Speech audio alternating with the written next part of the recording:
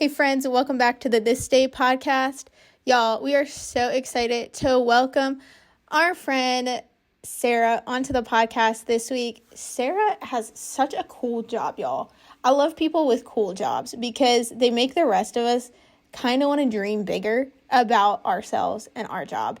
So Sarah is a silly songs creator. That's right. You heard it right. She gets to write literally fun music for her day-to-day job. So y'all, tune in right now to listen to the podcast. But first, check out a word from our sponsor, Faithful Counseling.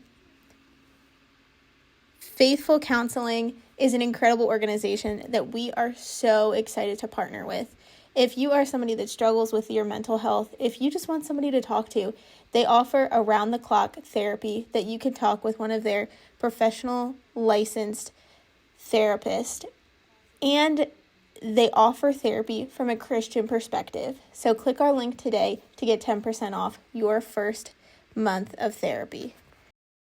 It's so good to talk to you today, and I'm so excited to have you on the podcast. Yeah, I'm excited to be here. Thank you. I want to go ahead and just kind of share a little bit about yourself and what you have been doing as of late. So I am a silly songwriter and video creator. I started out on TikTok in 2020 and started posting all these, silly songs and videos, and there's a whole story there. But as of late, I've been fully producing the songs and releasing them on Spotify, iTunes, all that good stuff. And yeah, silly songs and videos all day, every day. You're keeping people very encouraged in such like a crazy season, crazy time of life, for sure. But Thank you. You present during, this is one question we ask everybody that comes on the podcast. What keeps you present during this day? Because there's so much surrounding us, so much like coming for our attention, but what just keeps you focused and present during today? Good question. What keeps me focused and present? Well, here's the truth. I don't feel focused and present. Like, I feel like I really struggle with that, actually. That's funny you say that. I'm like, the honest answer is I'm distracted all the time. But I'm fighting that all the time. Oh my gosh, I just saw a blue jay. Wow, I actually just got distracted by a blue jay. That was not a joke even, but it's so beautiful. Okay. But yeah, I mean, I love what I do. I can't not do it. Like writing songs, even on my run today, I had 3 new song ideas, like just coming to me as I go on my run. So I would just say healthy habits, and of course, God. I feel like God called me to do what I'm doing. But yeah, healthy habits and the Lord is my best answer for that. No, that's great. I think that's so practical too. Just like kind of keeping like a small routine of little things that you do, like a run every day, or just like a little, like whether it's like your breakfast, just small different little things to keep you grounded in this crazy world. But you have such like an interesting life. Like you write these fun, interesting songs that just make people laugh, make people enjoy their life again. How did this all come about? How did these ideas all come to your mind to create and spark joy in people? Yeah, so I wrote silly poems. I started out with silly poems. Like in 6th grade, I wrote a poem about wanting our house to have a maid so that I didn't have to do chores anymore. And it won, no big deal, first place at the school library contest. And my grandma still has it printed out in a book at her house, my little photo album. But yeah, I was inspired by Shel Silverstein books, if you remember that, Where the Sidewalk Ends and stuff like that. But then it turned into songs. My senior year of high school, I wrote my first song, which was a Backstreet Boys parody of, instead of I Want It That Way, it was Dr. Ban, Why Won't You Stay? And the reason why is that was the name of my principal, and he was leaving us. And it was my first time singing in front of a ton of people at our spring choir concert. And it was a song I wrote, and I'm singing live for the first time. And it was roasting our high school principal. And I was so scared. I was so nervous. But anyway, that went so well. People took it so well. and laughed, and it was just so affirming to my little 17-year-old heart. But that was my first silly song I remember writing. And then I, in college, started writing just like mainstream kind of pop singer-songwriter songs. I taught myself guitar in high school and piano, basic piano chord playing. And then I did this internship called Southwestern Advantage, where you're selling books door to door. It's a sales, make money to pay for school, grow your skill and character. Really, really, really challenging job, but I did it. I was all about it. I did it for 5 summers. And anyway, that company had a student video contest where you would like make funny videos and they'd play it at the company awards ceremony. And you would, it's a contest, like if you won, people clapped. I mean, there wasn't like there was a prize, but that's when I made my first silly songs and videos, like totally original, just making a song. I had my friend help me produce it. And then I would film videos with my friends, and I came alive doing that. Like that was just so fun. And it's just fun to think. I mean, obviously it was completely for free. Like no one was paying me to do this, but I just couldn't not do it. It was so fun. And then in April 2020, here's where my current trajectory started. I found a slug on my rug during quarantine. I'd been making TikToks for fun, but I hadn't really made like song TikToks. And I'm wrapped to a slug on my rug. That's my claim to fame or whatever that a lot of people know me for, is the slug girl. So that blew up on TikTok, and in less than a week or I don't know if it was less than a week, pardon me. It was at least in 2 weeks. I had 50,000 TikTok followers. And then I just ran with it. I had a job at the time. I was doing a work from home sales job, but I was just like doing a song a day, making these goofy little raps, and having so much fun. And then it just grew from there to what it is now. And that is it. The end. That's a good story. Now, so many people, like you said, just gravitated towards just a simple song about a slug on a rug. Why do you think people just kind of clicked with just a fun little silly simple song? Yeah, I'm really passionate about this. I will do my best to explain as I notice a hummingbird, multiple hummingbirds over there. Oh my gosh. I wish I could like turn my camera and show you, but there's no way you'd see the hummingbird. Anyway, I think people are craving pure, wholesome hilarity in the mundane, like in this world of a lot of vulgar, hateful, icky content on the internet. I just think people feel a lot of satisfaction from rallying around something that is so simple and is not divisive and is not controversial. And it's just, a silly song about something mundane, like finding a slug on your rug. So I think everyone has an inner child. Yeah. And they just, I say that as if most people don't believe that. I think most people do believe that most people have an inner child. But yeah, I think it's playing out from that. Yeah, I completely agree with that. But I think like most people, it takes them to like go on a vacation or like go to a place like Disney World to like rediscover their inner child. But now, like with you can just your phone and see just a fun little video for 30 seconds and rediscover that for a time. Yeah. Thanks. That's the goal.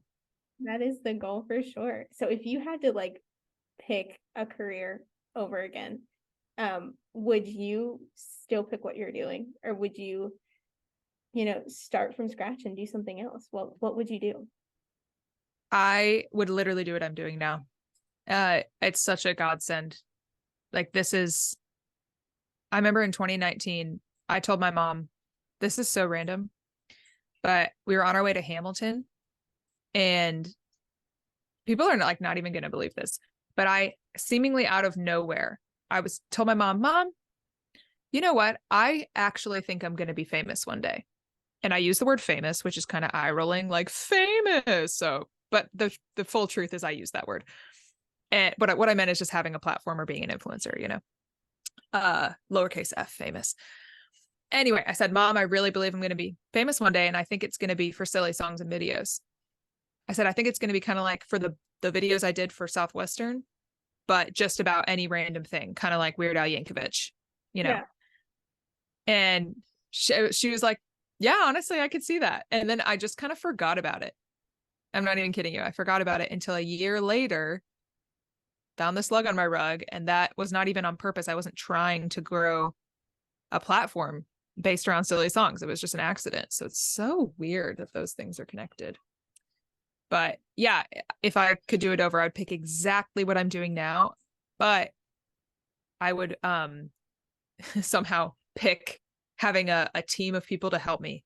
That's where I'm at with my business, where I'm doing so much. I'm doing the filming, editing, producing, songwriting, posting on social media, writing emails, doing brand deals, because that's how I make an income, and my music. But for the past 3 years, until I've been releasing music, it's been brand deals. So that's still a big portion of it. So yeah, I would do exactly what I'm doing now, but with a lot more help on the execution of it. So maybe I'll get there. You're like the Wonder Woman, the one woman show of like everything. What everybody sees, you've done like the production, you've done the filming, you've done the creation of it all. Yeah. That's impressive. You don't see that a lot. Thanks. Thank you. I really do appreciate that. And I receive it. It's a lot of hard work and I'm really passionate about it. But it's funny, like, people say, oh, you're doing it all yourself. And of course, everybody finds a reason to be like, oh, but it's not that great because, and I don't want to be that person. It's super great. And, oh man, I mean, I'm releasing one song every 3 to 4 months, which is honestly kind of normal. But the songs are not that hard. They're not that complicated. And I would love to get to a place where I'm able to release one a month. That would be amazing. So yes, I'm doing it all, but it's like everything is taking a lot longer than I wanted to, but it's where I'm at. It's all good. You got it. You're getting there. You're killing it. You're killing the game. Thank you. So what is just like your favorite aspect of what you do? Something that just kind of makes you like, you wake up every morning and you're like, this is why I do what I do. This is just a reminder of what I do. Oh yeah. Positive DMs and comments from people and random texts from people. Oh my gosh, I was at my niece's birthday party and they all started singing your song and they were having so much fun and making videos and acting out the video you made. And just the fact that it encourages joy and play, both in kids and adults. Like I'm not even necessarily a kids artist, but I love how many kids love my songs. And I own that. If someone wants to call me a kids artist, they can, but a lot of adults like it too.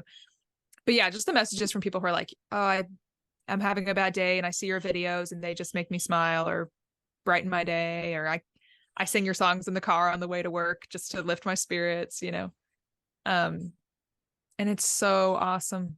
And I get them all the time. And that's not a flex. That is a praise God. Yeah. I'm so, so, so grateful that this is deeper than just songs about bugs and random things, Yeah, no, that's great. I mean, your music is having an impact on people. It's transforming the way they look at different things and it's just giving them a positive outlook on life. Thank you. So that's great. Now, this is the big question. What's the favorite song you've written? What is just like, oh yeah, the goat of all goat songs? Oh wow. Okay. I think it's a song I haven't even released yet. And it's called Normalize Skipping. And I'm not kidding you. I wrote it 3 years ago and I probably shouldn't overhype it because people, maybe they'll be like, oh, it's just a normal song. But I have been hoarding that song because I think it's so fun. And I have a whole vision for what I want the video to be like, but I want the video to be more all out, like something I'd probably have to pay a videographer and editor for. But it's probably my favorite song I've ever written. And who knows when it'll be out? Yeah. Like, who knows? Maybe in a year. We'll see. But My favorite song I've already put out. Back in the day, it was the song about a sloth. That's not on Spotify. It's like 2 years ago, where I'm like, this is a sloth and he's looking at you. He's wondering why you're looking at him too. Is it attraction or malicious intent? Are you about to fight? Are you more than friends? Anyway, and then it's just like eating chicken soup. He's a broth sloth. Heavy eyeliner. He's a goth sloth. If he uses conditioner, he's a soft sloth. At the computer, Microsoft sloth. Like, I love that rhyming whole bit. And I want to do that with more songs, honestly.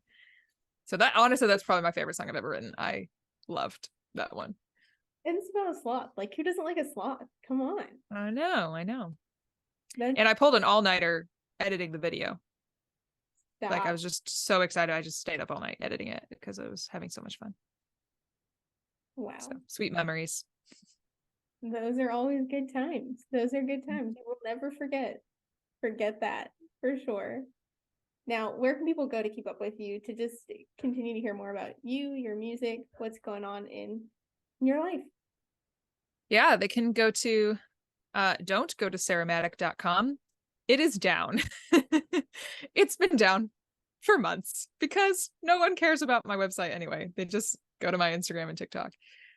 I'm figuring it out. But Instagram, TikTok, currently username is Sarah Mad Bell, because my maiden name is Sarah Maddack. It's my artist name. I'm Sarah Bell in my personal life, but my public name is just Sarah Maddack Bell. So Sarah Mad Bell, Instagram, TikTok, YouTube.